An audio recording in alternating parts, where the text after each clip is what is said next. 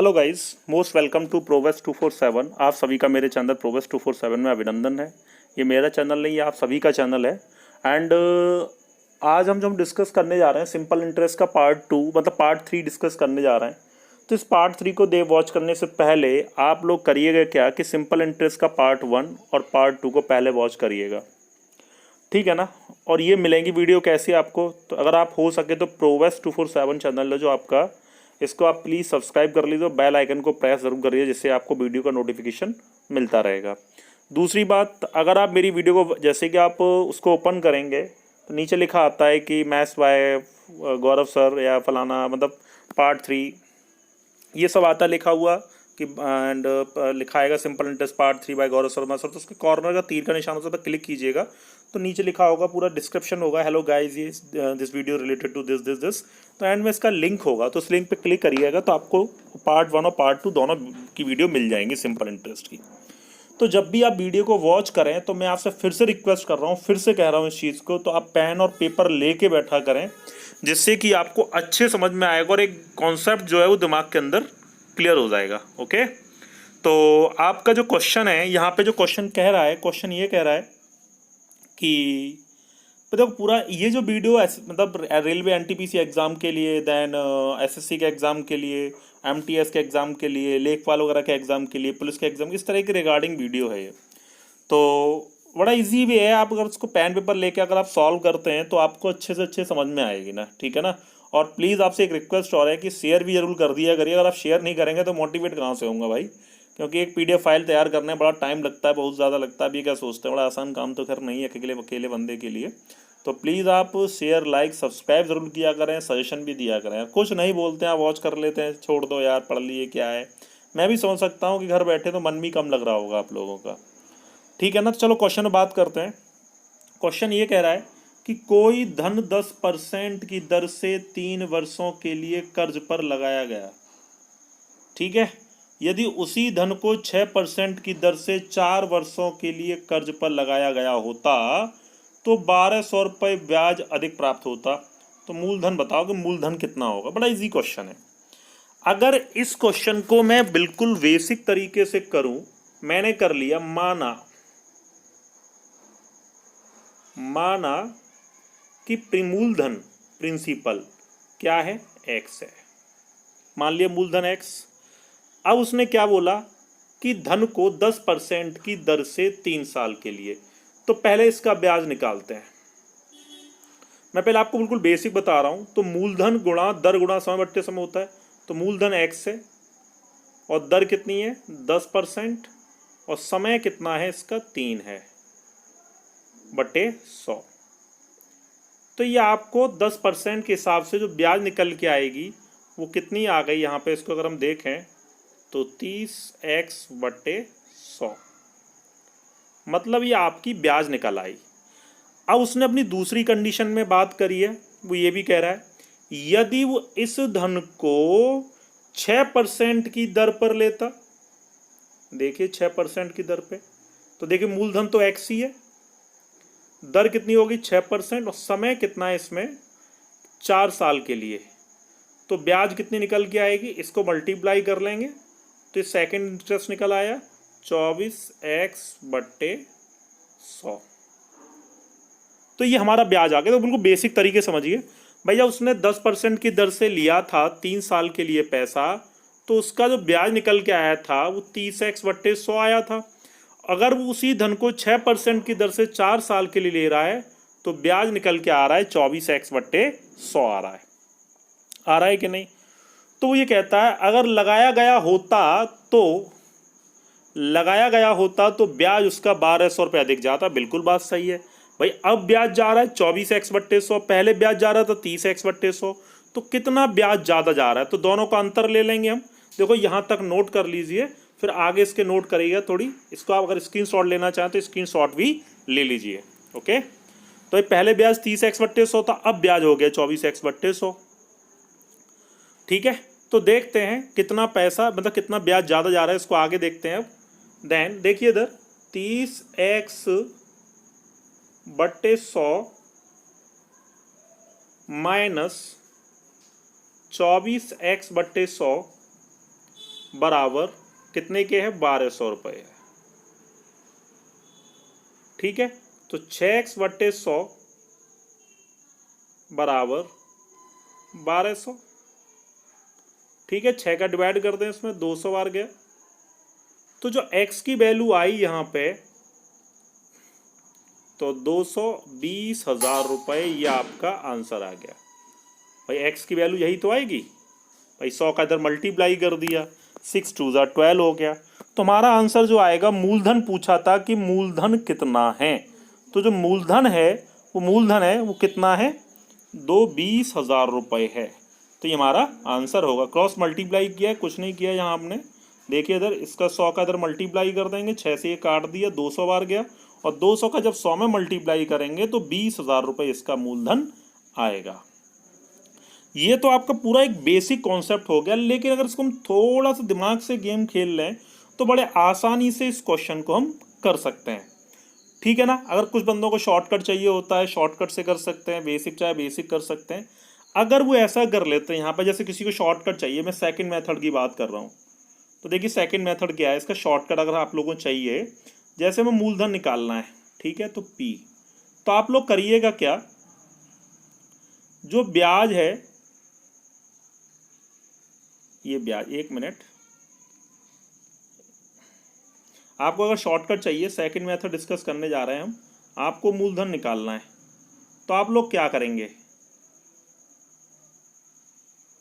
ब्याज अधिक या कम की बात करें,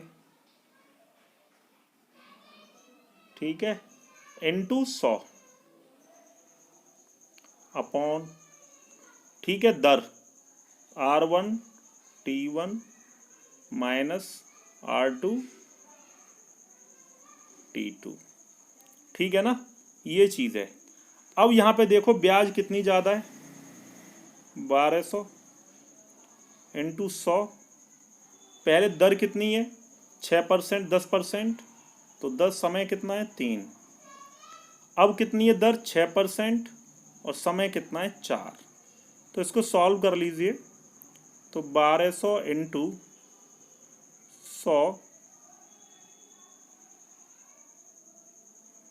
बट्टे 30 माइनस 24 कितना हो गया, 6। तो 6 से काट दो, तो हमारा आंसर जो आएगा 200 इंटू, हम जो है करेंगे इसमें, तो 200 इंटू 100 किया, तो जो हमारा आंसर आ गया कितना, 20,000 रुपये।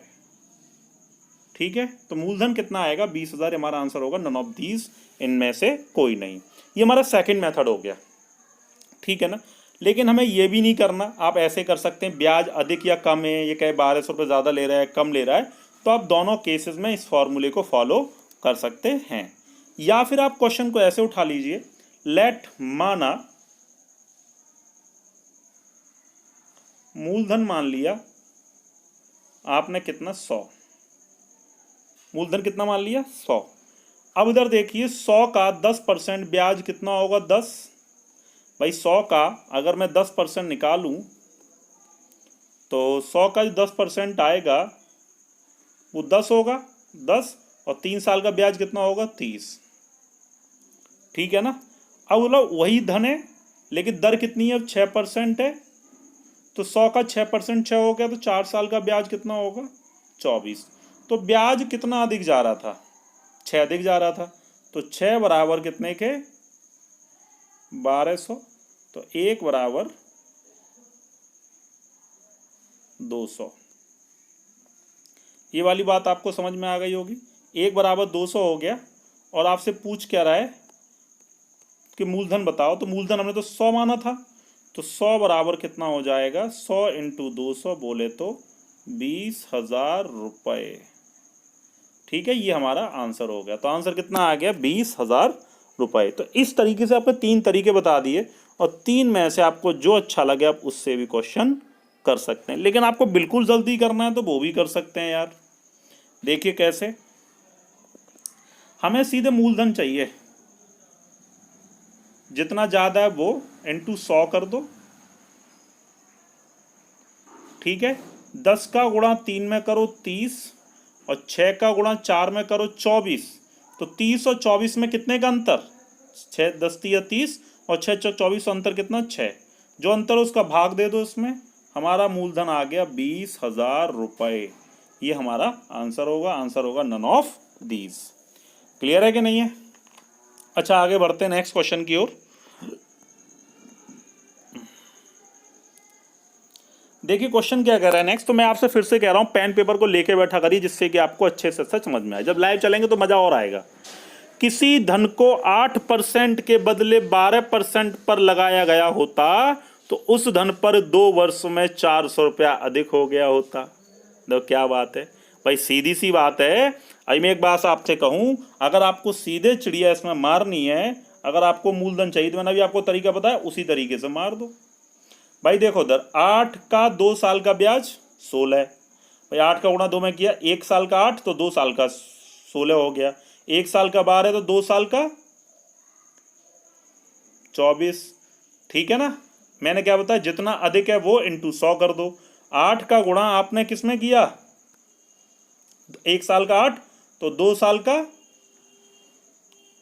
अरे 1 मिनट भाई, 1 साल का 8 है तो 2 साल का कितना होगा 16। और मैंने आपको बताया मूलधन निकालने के लिए जो ब्याज अधिक या कम है इंटू 100 करो उसमें। अब 1 साल का 8 तो 2 साल का 16 तो ये हो गया। ठीक है, अब दूसरी बात हम कहें कि 1 साल का 12 है तो 2 साल का कितना होगा 24। और 16 और 24 में जो अंतर है वो कितने का है, 8 का। 8 का डिवाइड कर दिया इसमें हमने। तो जब 8 का डिवाइड करेंगे तो 8 पंच 40 भाई, 5 बार गया, 8 पंजे 40। तो 5 का गुणा हम 50 का गुणा जब 100 में करेंगे तो हमारा जो मूलधन निकल के आएगा वो कितना आ गया आपका 5,000 रुपये। ठीक है भाई, मूलधन कितना होगा 5,000 रुपये। ये हमारा मूलधन आ गया। तो इसका आंसर जो आएगा वो कितना आएगा आपका, नन ऑफ दीज। ठीक है ना? आंसर कितना आएगा, नन ऑफ दीज। तो इस तरीके से इसका भी आंसर नन आएगा। क्लियर है कि नहीं है? तो आप क्वेश्चन को बड़े प्यार से कर सकते हैं, आप परेशान होने की ज़रूरत नहीं है। लेकिन अगर आप चाहें तो हम दूसरे मेथड से भी बता सकते हैं, जो आपको शॉर्टकट लिखवाया था।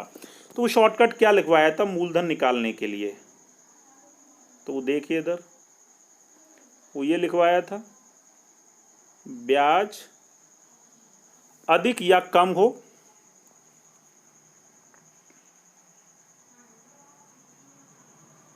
अधिक या कम इंटू 100 बट्टे जो दर है R1 T1 minus R2 T2। तो देखो ब्याज अधिक या कम कितनी है, 400 रुपये। ठीक है, इंटू 100। समय दोनों के लिए 2 वर्ष ही है तो 8 गुणे 2 माइनस 12 गुणे 2। ठीक है ना? तो आपको ये बात समझ में आ गई होगी। अब इधर देखो, 400 इंटू 100 बट्टे 8 दूनी 16, 12 दूनी 24, अंतर कितने का 8 का।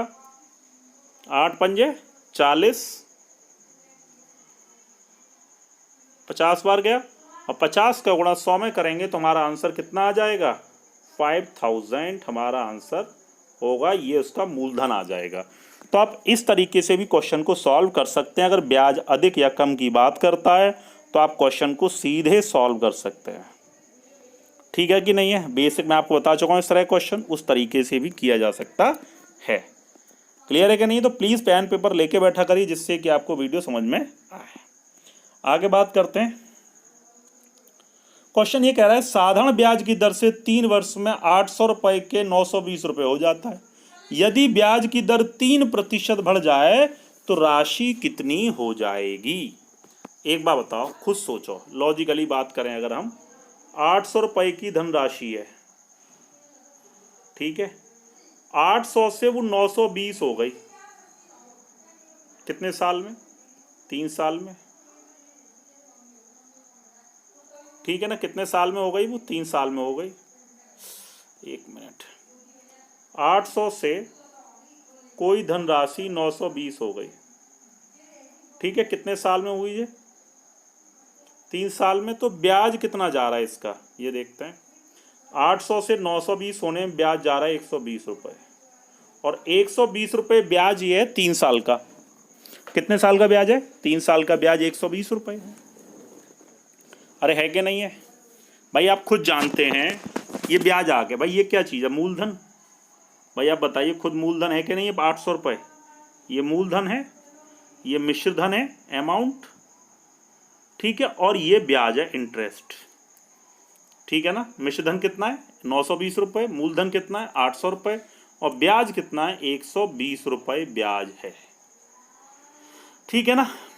अब दर हमें चाहिए, जब 3 साल का ब्याज 120 रुपये है तो 1 साल का ब्याज कितना होगा? 40, ठीक है ना। 1 साल का ब्याज होगा 40। अब हमको दर चाहिए, दर परसेंट, ठीक है, दर परसेंट चाहिए। तो 1 साल का ब्याज अपॉन मूलधन इंटू 100, तो 0 0 कट गया, ठीक है ना। 8 पंजे 40, तो दर आ गई 5%, ठीक है ना। दर 5% आ गई। अब जो नई दर होगी, 3% बढ़ गई, तो 5 और 3 कितना हो गया? 8% हो गया। जो नई दर आएगी वो कितनी होगी? 8% होगी। क्लियर है कि नहीं है? नई दर 8% हो गई। अब 3% बढ़ जाए तो वो धनराशि कितनी हो जाएगी? अब 8% दर है, तो मूलधन तो आपके पास 800 रुपये है ना, तो 800 रुपये का कितने परसेंट निकालेंगे आप? 8%, तो 2 0 कट गए, तो 1 साल का ब्याज कितना हो गया? 64, पर 3 साल की बात कर रहा है, तो 3 साल का ब्याज कितना हो जाएगा? 192 रुपये। भाई 3 साल का ब्याज 192 रुपये हो, इंटरेस्ट हो गया, पर उसने पूछा है कि धनराशि कितनी हो जाएगी, तो 800 ये और 192 ये। भाई 800 रुपये तो मूलधन था, 192 ब्याज है, तो आपकी जो धनराशि होगी वो 992 रुपये हो जाएगी। धनराशि कितनी हो जाएगी? 992 रुपये हो जाएगी। ये हमारा आंसर हो गया। क्लियर है कि नहीं? तो इस तरीके से आप क्वेश्चन को सॉल्व कर सकते हैं। भाई सीधी सी बात है, फिर से बता देते हैं कि 800 रुपये धनराशि और 800 से कोई धनराशि 920 हो रही है 3 साल में, तो 3 साल का ब्याज 120 रुपये है, तो 1 साल का ब्याज 40 रुपये हो जाएगा। अब हमें दर प्रतिशत जब भी निकालते हैं तो ऊपर 1 साल का ब्याज और नीचे मूलधन और इंटू 100 कर देते हैं। क्या कर देते हैं? 100। तो हमारी दर निकल के आई 5%, लेकिन उसने बोला कि 3% बढ़ा दें, तो 5% थी, 3% बढ़ाने के बाद हमारी नई दर हो गई 8%। अब 8% के हिसाब से 3 साल में कितना धन हो जाएगा? तो 800 का 8% निकाला तो 1 साल की ब्याज आ गई 64, तो 3 साल की ब्याज हो जाएगी 192 रुपये, तो 192 ये हो गए, 800 वो, तो धनराशि हो जाएगी 992 रुपये। तो ये हमारा आंसर होगा। ऑप्शन कौन सा होगा? सी हमारा ऑप्शन होगा, ठीक है ना। तो इस तरीके से आप इस क्वेश्चन को सॉल्व कर सकते हैं, ठीक है कि नहीं है? तो इसमें कोई दिक्कत तो होगी नहीं। अगर आपको बिल्कुल ही फॉर्मूला चाहिए तो फॉर्मूले बेस से भी आप क्वेश्चन को सॉल्व कर सकते हैं, ठीक है ना। आगे बढ़ते हैं।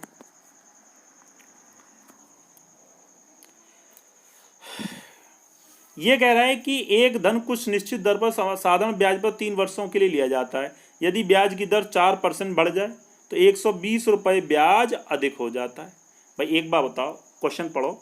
यदि कोई धन किसी निश्चित दर पर साधारण ब्याज पर 3 वर्षों के लिए लिया जाता है, यदि ब्याज की दर 4% अधिक होती तो 120 रुपये ब्याज अधिक हो जाता। भाई सिंपल सा फंडा है। भाई आप खुद बताइए, अगर 1 साल का 4% अधिक हो रहा है तो 3 साल में कितना बड़ा होगा? 12%।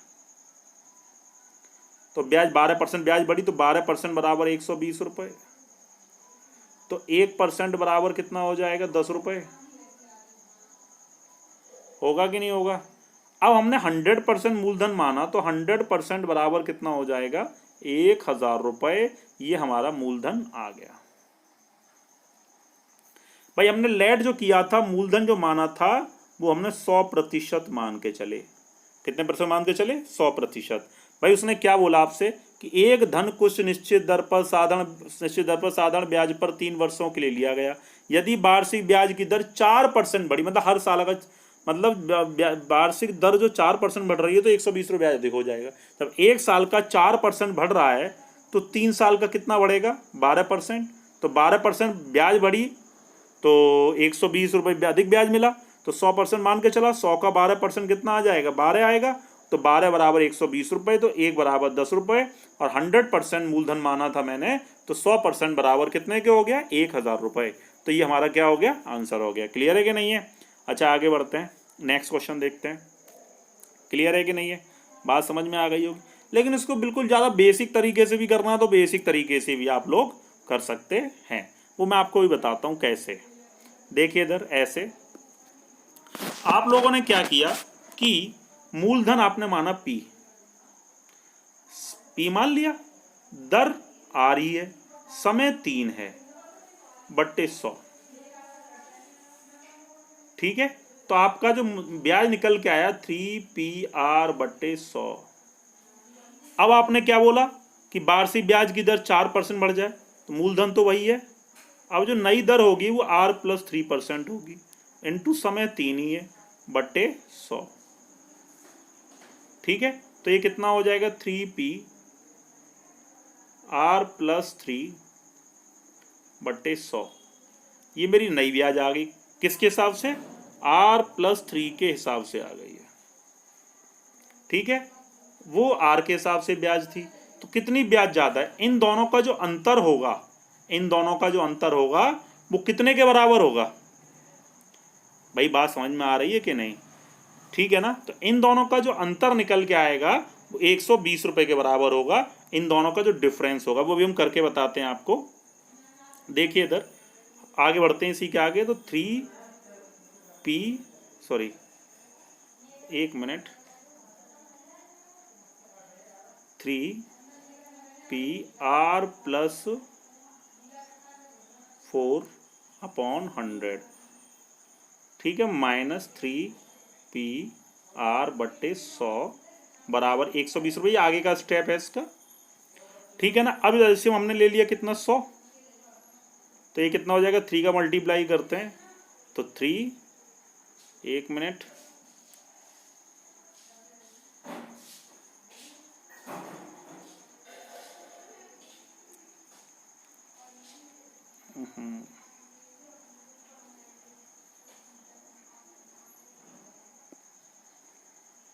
तो देखिए इसका सिंप्लीफाई कर लेते हैं।